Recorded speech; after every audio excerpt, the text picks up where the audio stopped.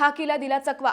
श्रीगोंद्यातील कारागृहात खुनाच्या गुन्ह्यात जन्मठेपेची सजा भोगणारा कैदी पसार। विसापूर खुल्या कारागृहातून एक धक्कादायक बातमी समोर आली आहे। गेल्या 7 वर्षांपासून खुनाच्या गुन्ह्यात जन्मठेपेची सजा भोगणारा कैदी शिवाजी लक्ष्मण जाधव मंगळवारी सायंकाळी पसार झाला आहे। सोलापूर जिल्ह्यातील माळशिरस तालुक्यातील मळोली येथील रहिवासी असलेला शिवाजी जाधव शेतात काम करून कारागृहात परतत असताना पलायनाची कारवाई केली। विसापूर कारागृहात बहुतांश कैदी जन्मठेपेची शिक्षा भोगत असून त्यांना शेतात काम करण्यासाठी पाठवले जाते। सुरक्षा रक्षक कमी असल्यामुळे कैद्यांनी पळून जाण्याच्या घटना वारंवार घडत आहेत।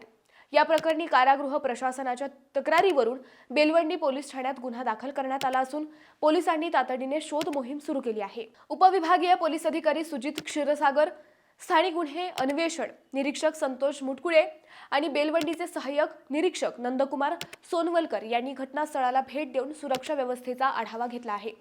कैदी पसार झाल्याने पोलीस प्रशासनात खळबळ उडाली असून त्याचा कसून शोध घेतला जात आहे।